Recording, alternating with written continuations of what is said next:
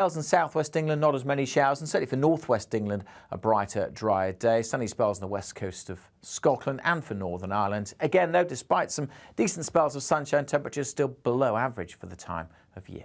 Bye for now.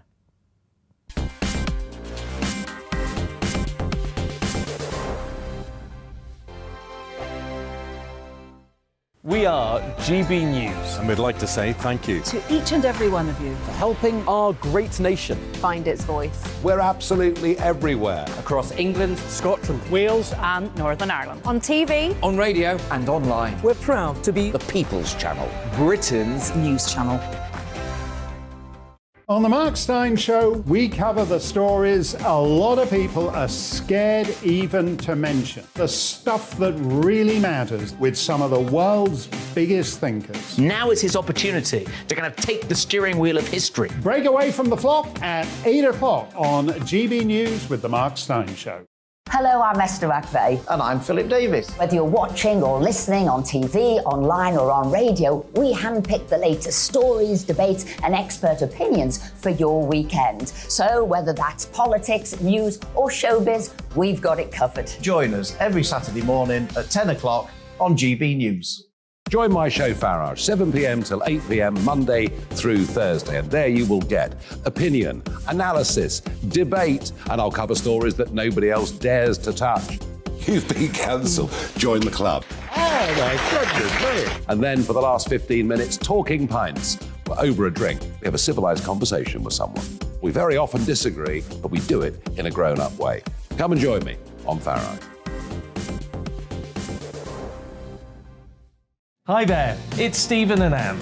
At breakfast from 6 a.m, you'll always be caught up with everything you need to know, the latest headlines, opinions and debates. We'll bring you the good news and the bad, but most of all, we're here for you. Remember, send in your views and let us know what you would like us to talk about. That's because we're your news channel.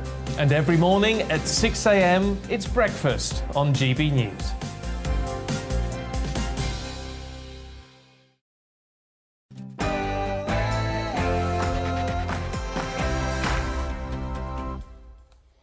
Hey, welcome along. The BBC is taking the Italian election well. Look at this, quote, far-right Giorgia Meloni has claimed victory in Italy's election.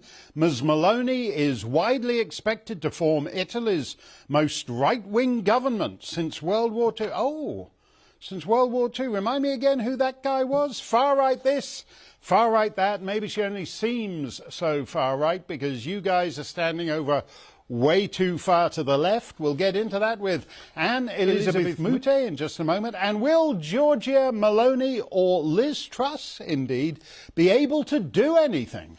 Or are most of the big issues now beyond such footling things as elections or even democracy? David Starkey will give us his threepence ha'porth. Is that a picture of Giorgia Meloni he's got standing next to him?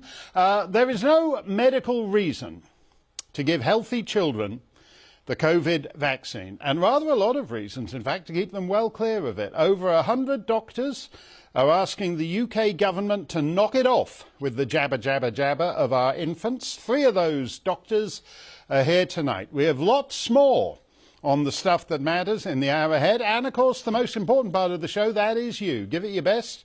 You can email me, gbviews@gbnews.uk. You can tweet me at gbnews. It's all coming up after Polly Middlehurst with the latest headlines.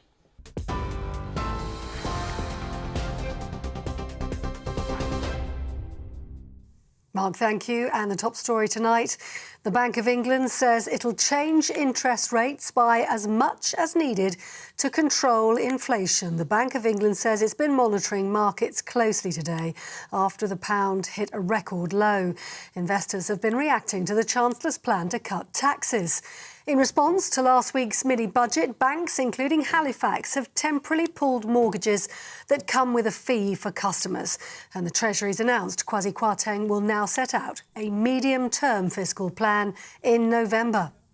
Well, the announcement comes after the Shadow Chancellor accused the government of putting the economy in danger, saying the UK is actually facing a national emergency. Addressing the Labour Party conference in Liverpool today, Rachel Reeves outlined her priorities and criticised Friday's mini-budget, which she says helps no one but high earners. Sterling is down. That means higher prices as the costs of imports rise.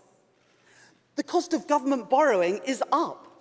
That means more taxpayers' money will go into paying the interest on our government debt. The Chancellor and Prime Minister, meanwhile, resemble two desperate gamblers in a casino, chasing a losing run. But here's the thing. They're not gambling with their money. They're gambling with yours. Well, the former England footballer Gary Neville, who's also been at the Labour Party conference today, says the Chancellor's failed to read the room. I didn't support the tax cut that was given at the end of last week. I also didn't support the removal on cap for the bankers' bonuses. It was a shock, to be honest with you. I shouldn't be shocked anymore, but I have to say that it didn't feel like it was reading the room in this country, and people are desperately worrying over the winter about how they're going to heat their homes, how they're going to feed their families. Also at the conference, Shadow Levelling Up Secretary Lisa Nandy told GBNews the Labour Party will invest in the many, not the few. The Tories think that you can grow the economy and build a country by the few, for the few. We think all people and all places have to contribute to the country's success, and all people should have a stake. That's why we're promising to invest to get good jobs, clean energy jobs, back into coastal and industrial towns, so that we can get money back into people's pockets. But defending the government's economic strategy, Work and Pensions Secretary Chloe Smith told GBNews, growing the economy will take time. What you saw in the growth package from the Chancellor last Friday is a really bold and ambitious plan that is all about growth, and I think that's exactly right. And for me, in my particular role, what I'm most focused on is using all of those levers to help people into jobs, and that, I think, is what we all want to see. And lastly, away from politics, the US State Department says it's not aware of any change in Edward Snowden's American citizenship status. That comes after Snowden was granted Russian citizenship today. The former intelligence contractor was granted asylum in the country after fleeing the United States in 2013. He's wanted by the American authorities on espionage charges after he leaked classified surveillance information. That's it. You're up to date on TV, online and on DAB+ radio. You're with GB News, the People's Channel, where now it's time for Mark Steyn.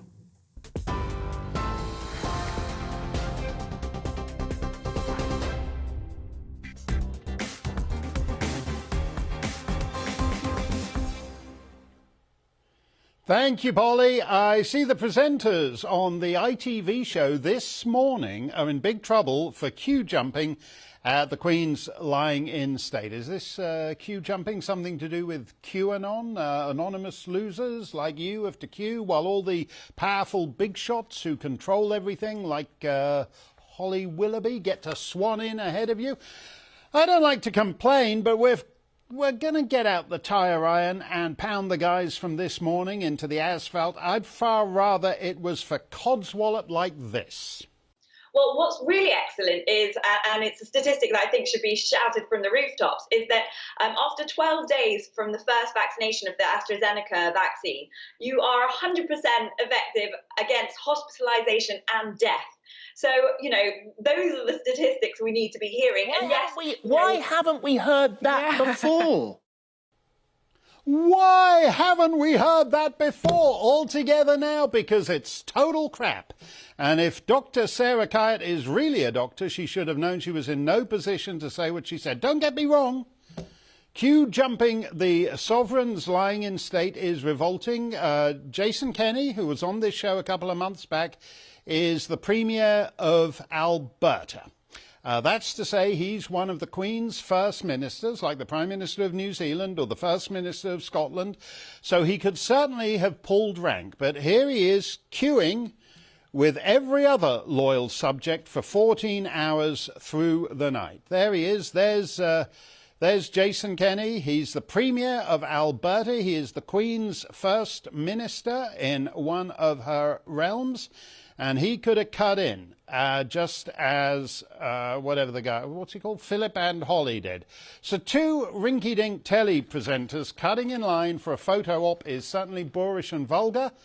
But on the other hand, peddling unscientific propaganda like that rubbish from Dr. Sarah Kayat can get people killed. And indeed, people are dead and chronically injured from the third-rate Brit media one-size-fits-all groupthink. I suppose it would be good news if a couple of the propaganda pom-pom girls got taken out for QAnon jumping in the same way that the US government had to make do with nailing Al Capone on tax evasion. But if that even happens, Angela Rayner, the self-proclaimed ginger growler herself, has now said the attacks on Philip and Holly are why we need urgent legislation on hate speech. So criticising two minor celebrities is now a reason why we need even more censorship. Got it. For almost 3 years, the British media have utterly failed the British people.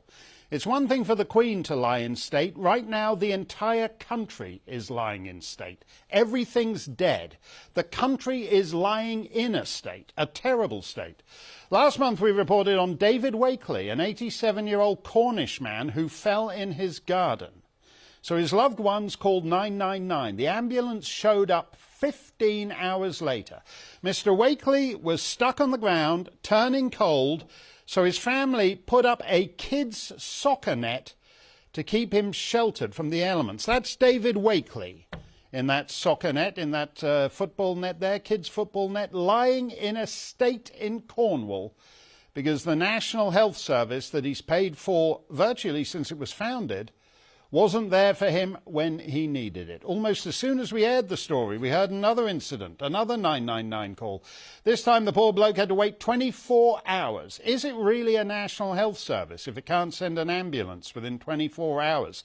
Is it really a police force if only 1.3% of recorded crimes result in a summons, never mind a conviction? Is it really a border force or a Royal National Lifeboat institution if its principal purpose is to ferry 1,000 young male quote-unquote asylum seekers every night from French waters to the Holiday Inn in Folkestone?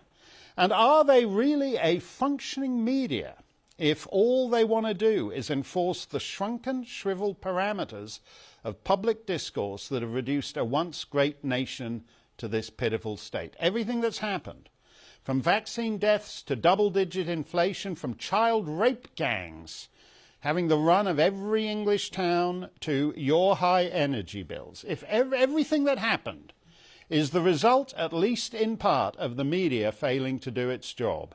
You may recall that last time I was here, Dr. Matthew Sweet, a BBC presenter, was calling this show, quote, misinformation porn, and inviting Ofcom to shut us down. So we asked him on because I thought it might be interesting to hear what he had to say.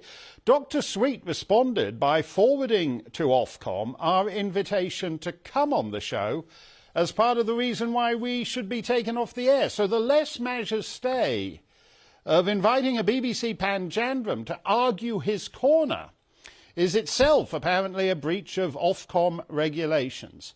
I've had the good fortune to work in a lot of countries over the years, and it shouldn't take a colonial oik like me to point out that it would once have been considered deeply weird and indeed un-British for demanding that anyone who disagrees with you needs to be silent and needs to be silenced.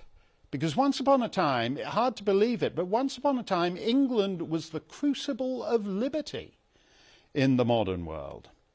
And it's particularly un-British if, like Matthew Sweet, you're the host of something called Free Thinking on Radio 3. Free thinking, but only within Dr. Sweet's approved parameters. Otherwise, he'll be on to Ofcom to lean on them to shut you down. There are consequences to insisting on an ever narrower public debate. Here, for example, is how the BBC's laughably inept corporate news partner in America, CBS News, reported this weekend's Italian election. Italy is revered for its history, reflected in palazzos and ruins and statues. But not all of that history is beautiful, and many fear that one particularly ugly chapter could soon repeat itself. This year marks the 100th anniversary of Mussolini's historic march on Rome, plunging the country into 2 decades of dictatorship, an alliance with Hitler, and a Second World War. Today, his fascist party is gone, but many say she is carrying the torch. Giorgia Meloni, leader of the Brothers of Italy. So that chickie's the new Mussolini. Wow, that is one smoking hot duce. If Hitler had looked like that, he'd still be in power. Was she on that fascist march on Rome in 1922 when she was a little girl? Presumably, this kind of thing is the non-misinformation porn that Matthew Sweet, as a good BBC boy, is all in favour of. Hey, there's an Italian election this weekend. Some gal's in the lead. Oh, that's terrific. Let's go big on great to see the Italians finally shattering the old glass ceiling. Oh, no, actually, she's right of centre. OK, let's ditch the glass ceiling stuff and dig out the grainy archive shots of Mussolini and Hitler. Watching this kind of mainstream news makes you more stupid. Giorgia Meloni isn't the new Mussolini. She's what happens when you have a political culture where the respectable parties are forbidden from doing or even talking about anything that matters, such as mass unskilled immigration, say. Here's a line I've been using since the beginning of the century, self-quote. It's in poor taste to self-quote, but I'm going to do it anyway. Quote, if the political culture forbids respectable politicians from raising certain topics, then the electorate will turn to unrespectable ones. The so-called President of Europe, Cruella von der Leyen, who is entirely unelected, there is no polling station on earth where you can cast a vote against Frau von der Leyen. The unelected Cruella has already said publicly that if freeborn citizens choose to vote for Giorgia Mussolini, then the EU has got ways to punish Italy and it will use them.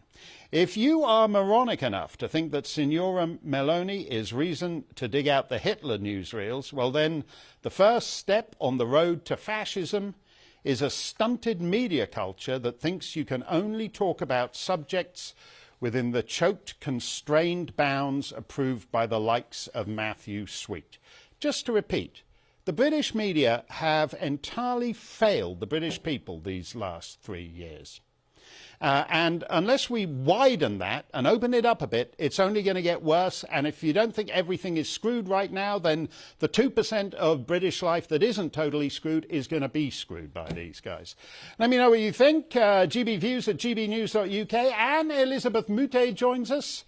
That name is French, not Italian, but apparently since Brexit, our guest bookers can't tell one European from another. We're going to have to do something about that. Anne Elizabeth, I take it that the BBC and CBS wouldn't be digging out the Hitler footage if they didn't think this election result was consequential.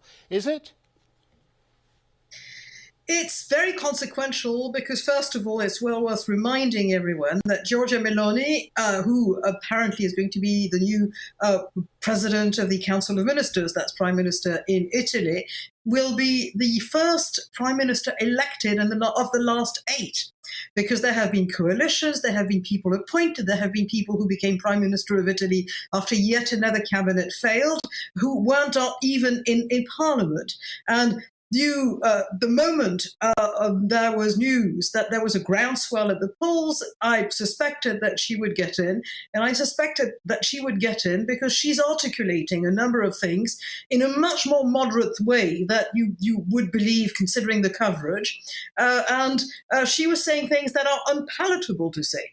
She is an interesting woman. She's the equivalent of a Cockney in Britain. She hasn't been to university. She has a Rome accent of the suburbs. She is much more efficient and hardworking than her right-wing predecessors, either Salvini or a very long time ago Berlusconi. And even though those two said, because they don't really like the idea of a young woman getting to power, they said that, well, I'm the one who's the person to create a cabinet. It's very obvious that she's the one who's going to do it. I have Italian friends who usually voted for the Christian Democrats, and they say she is centro-destra, which means centre-right, and not destra, which in Italy does mean the extreme right. We'll see whether she succeeds. There are many reasons why she shouldn't. She might not, just because, not that she shouldn't, but she might not, just because Italy is an historic state. And it's lasted for a very long time in that sort of state. But a few more things before I talk too long. She has committed to supporting Ukraine, and she has made it a condition to any political coalition with Salvini's Lega and with Berlusconi's Forza Italia that they support NATO helping Ukraine. So for those doubts of people who say that she would be like other hard right leaders in Europe who unfortunately support Putin, she's not one of them.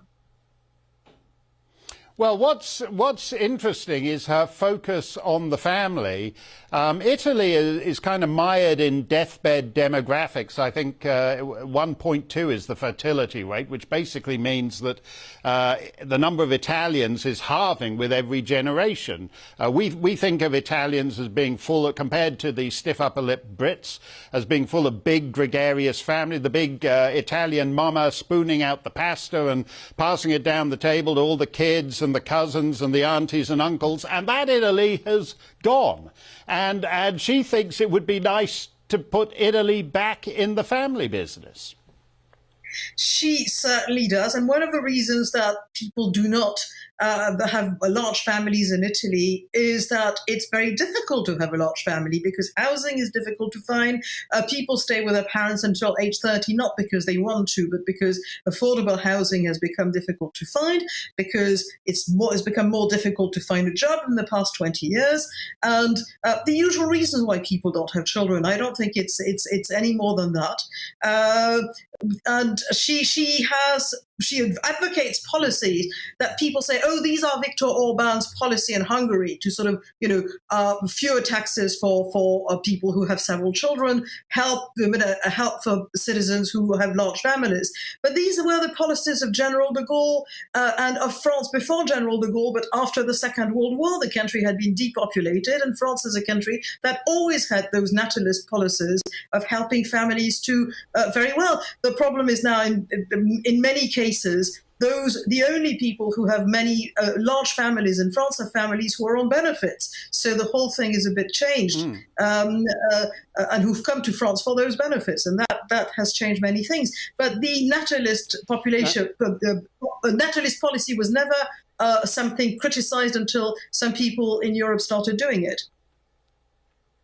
Now, as you pointed out, she's actually the first elected prime minister in the last half dozen, but apparently that makes her the fascist, whereas the totally unelected European Commission, in order to save democracy, is going to screw over the people's choice. Is Madame von der Leyen serious about doing this to the newly elected government? I think Ursula von der Leyen, first of all, you have to know which question she was answering on this. And she was answering a question on support for Putin. And she said, if this happens, which I personally do not believe will happen because it would be the opposite of every electoral campaign that got Giorgia Meloni elected, that's very specific. But she has realized that the optics of saying that, even on one issue, were very bad, and there has been some sort of backtracking. This was a perfectly democratic election. It was just, the voting booth was sort of surrounded from early in the morning. People thought, okay, we're going to have someone different. If they don't like Meloni, they will kick her out and she will go. Thank you very much, Anne Elizabeth. That's reassuring to hear that Cruella is walking back those comments. Grand to see you, as always. We're going to get to your thoughts next. GBViews at gbnews.uk. Here's a bloke who never has to worry about being cancelled by Ofcom, the World Economic Forum's Klaus Schwab. The sinister Teutonic megalomaniac hiding in plain sight as a sinister Teutonic megalomaniac with a special pitch to the youth. Use are millennials and Generation Z. So, what should you do? Use the millennials and the Generation Z. What should you do differently? Most immediately, you are calling for the international community to safeguard vaccine equity, to respond to COVID-19 and prevent future health crises. Nobody will be safe if not everybody is vaccinated. Nobody will be safe if not everybody is vaccinated. COVID Stan. Now and forever, but despite the best efforts of Herr Schwab and Matthew Sweet, the narrative is shifting. We'll get into that with a troika of doctors, and the one and only David Starkey is here. Don't touch that dial. We're coming right back.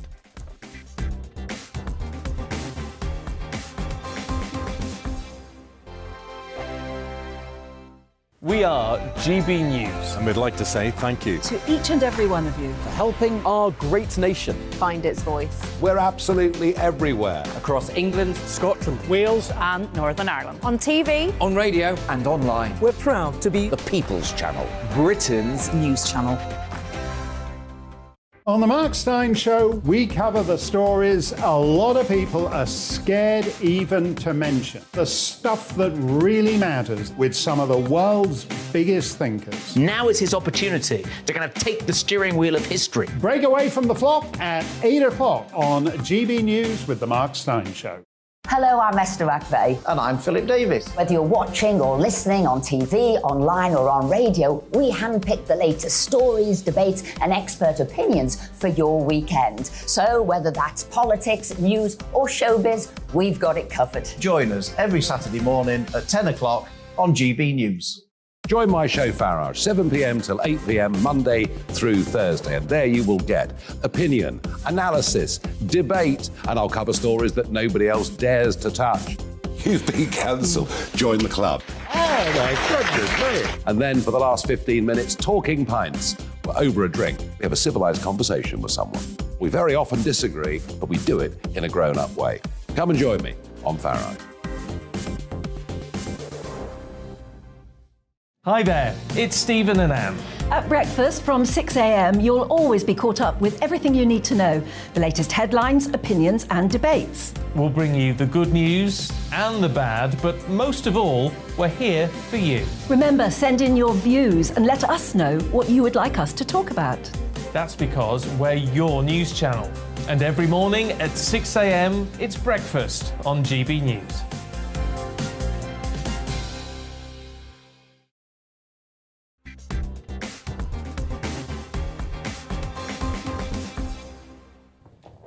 GB News is the People's Channel, so let us channel what the people are saying. We wanted to know whether you agreed with the BBC and CBS and, golly, even our own news department, according to some of the tweets today. Are they correct to order Georgia... what's her name? Meloni. Georgia Meloni as far right. Prancing Pony says, does anyone care what the lamestream media labels anything? Byronic says, these melts wouldn't know far right if they were thrown out of a Chilean helicopter. Titch says, no, the media are wrong to label her as far right, and anyway, it only makes her more attractive to the voters. Ches, possibly Shay, I don't know whether it's Shay or Ches, but Ches says they mean she's right by far. And one more Twitter user, Georgia Meloni is a real conservative with conservative values, unlike our conservative MPs who are pathetic. Especially Liz Truss, who supports immigration and the climate alarmist crap. This one comes by way of request. Jabba, jabba, jabba, jabba, jabba, jabba, jabba, said the monkey to the chimp. Dabba, dabba, dabba, dabba, dabba, dabba, dabba, said the chimpy to the monk. dabba, dabba, dabba, dabba, said the monkey to the chimp. Ah, but it's last call at the Jabba Jabba Saloon in Scandinavia. Denmark has abandoned the COVID vaccines for those under 50. Norway has ended them for most people under 65. Even in New Zealand, the coroner, Sue Johnson, has ruled that Rory Nairn, a 26-year-old plumber, died of myocarditis brought on by his first shot of the Pfizer vaccine.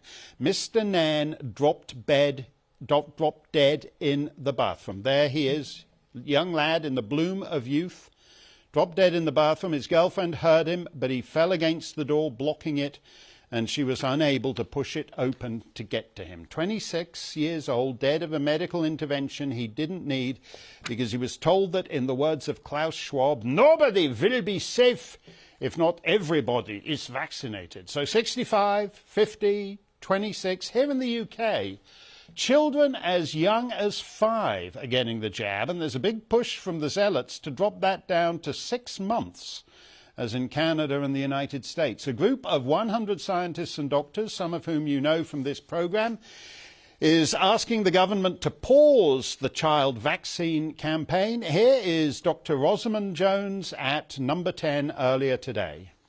We thought that we would take the opportunity of a new Prime Minister to present a letter explaining all our concerns, asking her to join with Denmark, who have now completely stopped vaccination for healthy under 18s. It's not necessary, and the safety data is not good enough. That was Ros Jones outside Number 10 earlier today. She joins us now, together with 2 of her colleagues, Tony Hinton and Claire Craig. Let's start with you, Claire. Why is it so urgent to actually pause on this whole business with vaccinating children? So we've been campaigning from the beginning that there should never have been vaccines for children in the first place. Children don't need it. And the fact that, as time has progressed, the situation's become more and more ridiculous. We've had more data coming through from safety surveys, which have shown the same problems as were reported through the passive reporting surveys. And we've seen excess mortality in the young that hasn't been investigated. And then Omicron came along. And so, we have a whole series of reasons not to be doing this, and have had all along. And yet the government is still recommending it, including for the very unethical reason of trying to protect vulnerable people that children live with, even though we know that it doesn't stop infections. And even though the one country that's still publishing the infection rates, which is Israel, shows that a higher proportion of children are infected after their second and third doses than after the first dose or in the unvaccinated. There is a kind of insanity in the air, Tony, where I now read across the Western world media reports in which they're trying to normalise myocarditis in 12-year-olds and 9-year-olds, which, as far as I'm aware, has never really been a thing. And myocarditis isn't a light illness. Why do you think, rather than actually looking at the root causes, people are actually trying to say, well, a little bit of myocarditis among primary schoolers isn't anything to be worried about? Well, myocarditis in children is extremely rare. And there's a narrative has been sort of developed over the last few months that myocarditis was also a major part of catching COVID in children and adults. But actually that wasn't correct. It is much more likely after vaccination. And unfortunately, it gets more likely in the younger people. So particularly teenagers and people in their 20s, men rather than women. And it's been sort of dismissed as just a little bit of heart inflammation. But the problem with myocarditis is that when we're born with a certain number of heart muscles. We never get any more heart muscles. And myocarditis will cause damage to some of those heart muscles. Some of those heart muscles will die and they will not regenerate. The danger is that you can have then a weak heart, you can have problems with arrhythmias where the heart doesn't beat correctly.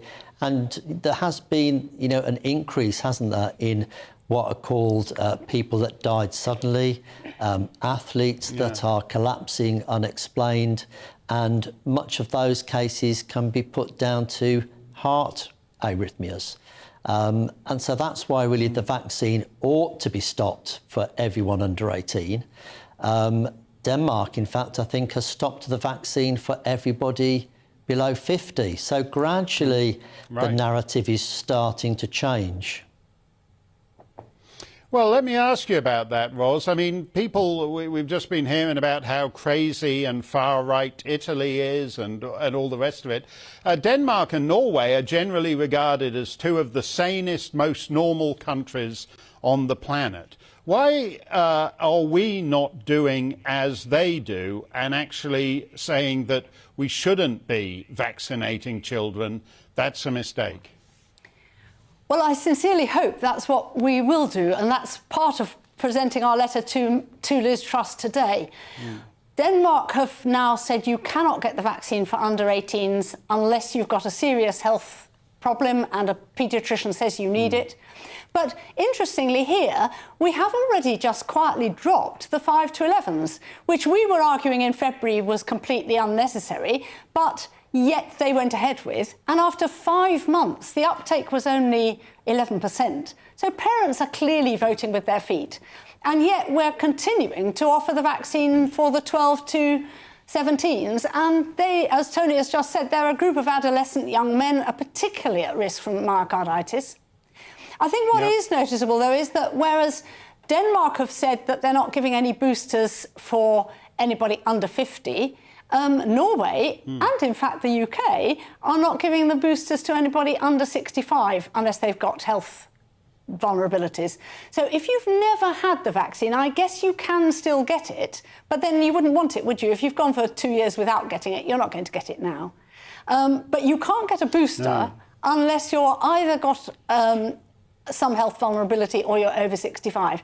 I think the problem, though, is that the politicians, they won't just be honest about it. At least in Denmark, he said, if I'd known then what I know now, I never would have recommended it. And that's what we need Liz Truss to do, because otherwise there are all these mRNA vaccines waiting up the road for other, they're going to bring out a new flu vaccine with mRNA, a new meningococcal, all sorts of vaccines are planned using this technology, which has been so disastrous and far, far less safe than previous standard vaccines. That's a very important point, Claire, because it's true that people are voting with their feet and they're given the bum's rush to these demands for new boosters, and people have been walking away from them. But the one people who don't get any choice in that are children. So the government actually needs to do something equivalent to what the Danish government says and actually make a public U-turn on this whole vax business. I think that's right. And I think if you look at who's being vaccinated in the last 3 months, at the moment there's a large number of over 75s. But then the next biggest category are children, which is ridiculous. I mean, why on earth are we prioritising them over older people? It makes absolutely no sense. And what it's worth knowing about Denmark and Norway as well is that they have excellent vaccine safety systems in place. And Denmark pulled AstraZeneca jab for the young people after 150,000 doses. And at that point, we had given 9.7 million doses of it here without noticing a problem. No, that's true. But the propaganda is suffocating on this, and people can have different views on what's happened in the UK. But in the US, they've shown little primary school children lining up to get their shots. The kids don't seem terribly happy about it, but they're on there on TV being told that it's the right thing to do if you're 6 years old to get a shot. I mean, at some point, this suffocating propaganda, which is what has made this a unique problem, has to stop, doesn't it, Tony? Yes, Mark. There's a group of doctors coming together in London on the 15th of October, at the Better Way conference to discuss exactly these sorts of issues. And actually, most of the problems that we've had from the way that COVID has been handled have come back to censorship from the earliest days. Censorship of early treatment options, people still claiming now that there's an emergency to keep emergency use authorisations going. There really isn't an emergency now. And we also have to accept that Omicron in its current form is a totally different disease to the original Wuhan virus. Omicron, I would say, is the best vaccine. And the vast majority of people in the UK have already been exposed now to COVID. They don't need any more vaccines. And I think for the vast majority of people, the boosters are something to be very wary of. Some of the latest boosters have only been tested on mice, believe it or not. When I tell people that, they find it hard to believe. I mean, I've never come across that with any drug that's been released in my time as a medical practitioner.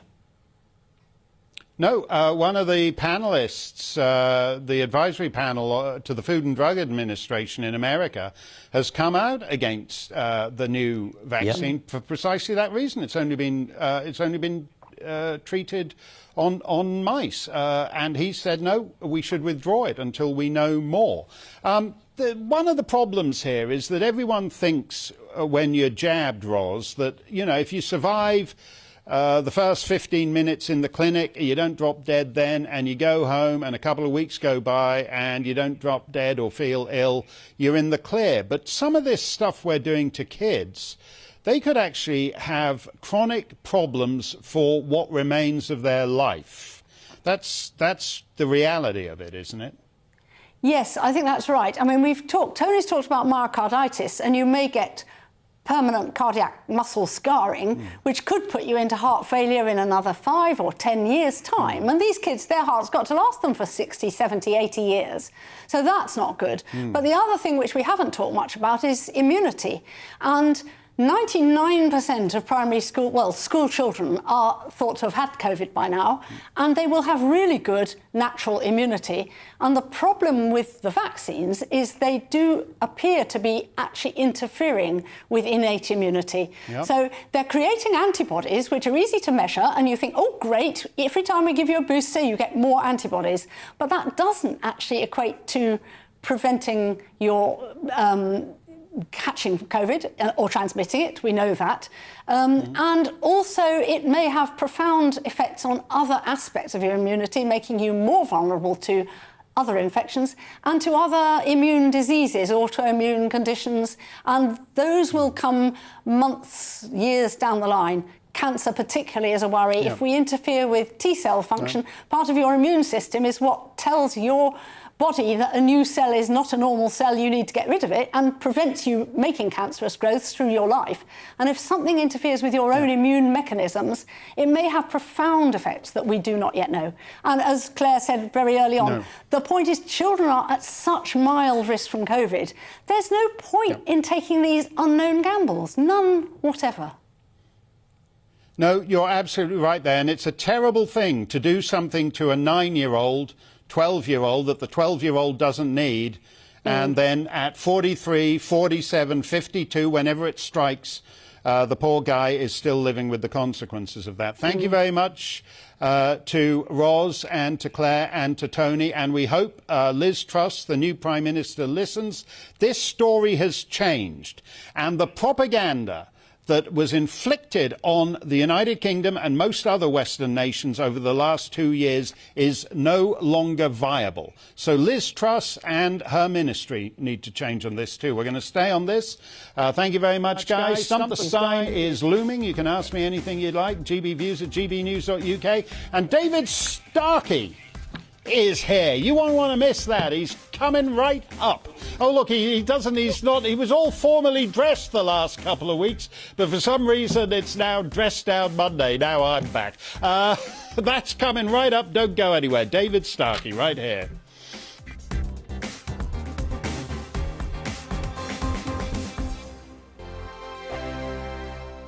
We are GB News. And we'd like to say thank you To each and every one of you. For helping our great nation. Find its voice. We're absolutely everywhere. Across England, Scotland, Wales and Northern Ireland. On TV. on radio and online. We're proud to be the People's Channel, Britain's news channel. On the Mark Steyn Show, we cover the stories a lot of people are scared even to mention. The stuff that really matters with some of the world's biggest thinkers. Now is his opportunity to kind of take the steering wheel of history. Break away from the flock at 8 o'clock on GB News with the Mark Steyn Show. Hello, I'm Esther McVeigh. And I'm Philip Davis. Whether you're watching or listening on TV, online or on radio, we handpick the latest stories, debates and expert opinions for your weekend. So whether that's politics, news or showbiz, we've got it covered. Join us every Saturday morning at 10 o'clock on GB News. Join my show Farage, 7 p.m. till 8 p.m. Monday through Thursday, and there you will get opinion, analysis, debate, and I'll cover stories that nobody else dares to touch. You've been cancelled. Join the club. Oh my goodness me! And then for the last 15 minutes, talking pints. Over a drink, we have a civilised conversation with someone. We very often disagree, but we do it in a grown-up way. Come and join me on Farage. Hi there, it's Stephen and Anne. At breakfast from 6 a.m, you'll always be caught up with everything you need to know, the latest headlines, opinions and debates. We'll bring you... Send in your views and let us know what you would like us to talk about. That's because we're your news channel. And every morning at 6 a.m, it's breakfast on GB News.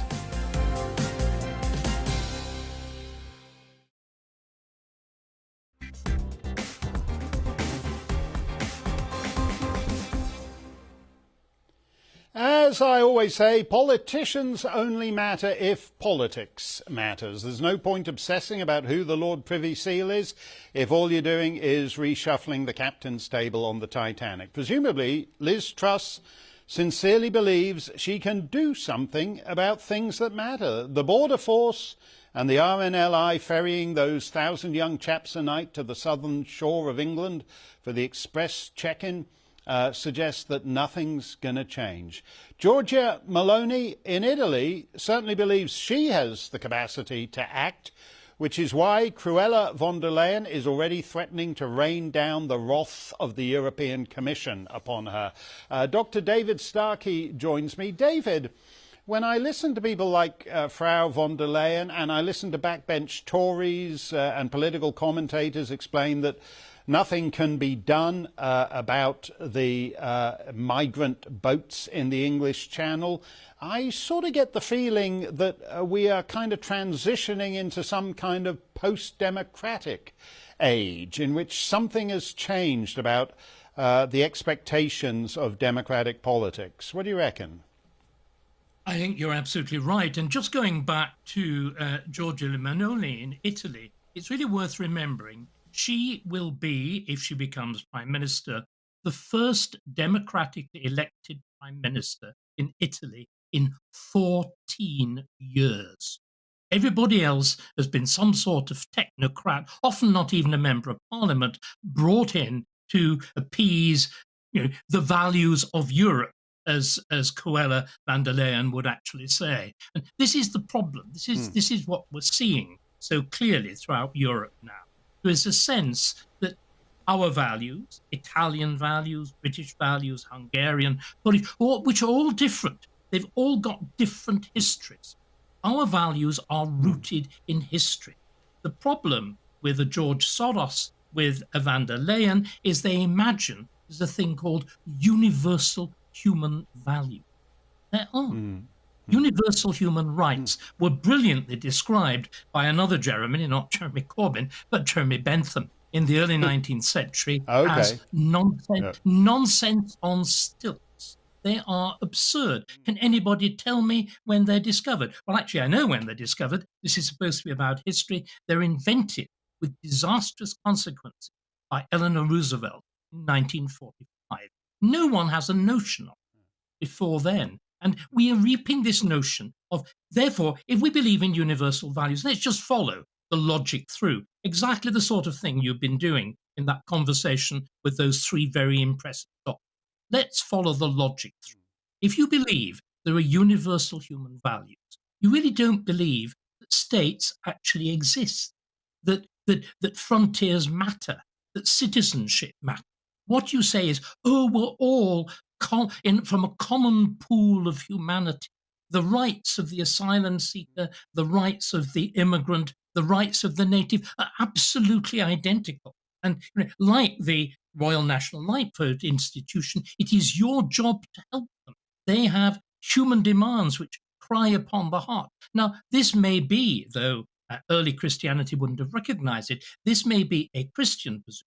It's not one which makes a nation state sustainable. The first duty of the politicians of a nation state is to the people who elect them, to their citizens. They have no duty directly to anybody else unless there is a democratic mandate. And we just need to recognize this fact. It's fundamental, it's basic, and it's particularly important here, Mark, where we have, of course, unlike Italy, unlike France, unlike Germany, we have a non-contributory system of welfare and healthcare. That means potentially every immigrant is liable to housing, benefits, healthcare. Yeah. And as we've had, remember, we've had 6 or 7 million of them since 1997. Nobody bothers to connect the fact that we have a little bit of a housing crisis. Is it at all surprising? No. And people say, 15 hours, I call 999, the ambulance shows up the next business day. When did that happen? Well, when you let in all these people. You know, you talked about it from the view of George Soros and Frau von der Leyen and Klaus Schwab, and I can see what's in it, and even His Majesty the King when he was Prince of Wales, and I can see what's in it for them when they're at their interesting meetings in Davos. But when does the man on the street, whether he's in Lombardy or Lancashire, say, well, look, these people just keep telling us that you cannot change the trajectory of your society through democratic elections? Isn't that leading to the logic of revolution and violence down the road? I would entirely agree. And there's something else too, which again, there was a brilliant piece in today's Telegraph by Nick Timothy, pointing out that the standard argument that's used, in fact, is being used by Liz Truss and Kwasi Kwarteng to justify increased immigration, is that it's good for the economy. The great problem is, of course, it's good for the economy in one sense. It means crops don't rot in the field. It means that the elderly in care homes can be looked after relatively cheaply. It means we can pillage India for its doctors and nurses and Nigeria and so on. But what, of course, it leads to directly are low wage levels here because you undercut. And what is even more important, it leads to this British disease, which is low productivity. We have got the lowest level of mechanization in the sense of new forms of robotics and whatever of any leading economy in Europe. In other words, if you actually look at a French farm or a German farm, British farms used to be way, way, way ahead in technology. Now they're way, way behind. And again, you look at an American farm, everything is gathered automatically. There are machines that do this, that, and the other. We've been extraordinarily slow to invest because we've had cheap immigrant labor. It's a drug. It's a disease. And it's a disease which undercuts our economy. It undercuts our politics. And it undercuts fundamentally the sense of actually belonging to a country. And this is the thing. This is, of course, what Meloni is on about. She's talking about identity. She's talking about, it seems to me quite reasonably, her slogan, she's a Catholic, of course, God, homeland and family. That's what she's talking about. And this is a language which we're hearing in Poland. It's a language which we're hearing in Hungary. We heard it with Brexit here. And if politicians are deaf to it, they'll be swept away. Just to go back to Signora Meloni's argument, because we hear all this about things that are good for the economy. We've heard it now, actually, for 60 years. That's why in your part of the world, because you said to us a couple of weeks ago your parents were from Oldham, and in Lancashire and in Yorkshire they were told we need all this immigration to come here to keep the mills working. Well, the mills closed. They're all gone. And what is left is the cultural contradictions, which in the end, the mills go, but the madrasas stay. And isn't Signora Maloney right here to suggest that the interests of Italians in Italy or Swedes in Sweden or Hungarians in Hungary have to be part of the equation? Indeed, I would say they have to be the dominant part, because the other profound, the other profound risk is, if you like, those who fail the Norman Tebbit cricket test. What we're seeing in Leicester, the importation of foreign politics, in other words, the politics of hatred between India and Pakistan, loosely Hindu versus Islam, into our cities here. And of course, spreading from Leicester to London to wherever. And all of this comes from a refusal to confront the fact that immigration can be a thoroughly good thing. Your country, Mark, is the creation of immigration. Many immigrants have played an absolutely fundamental part in the development of Britain. But there have been immigrants who have recognized the priority of the culture to which they have moved.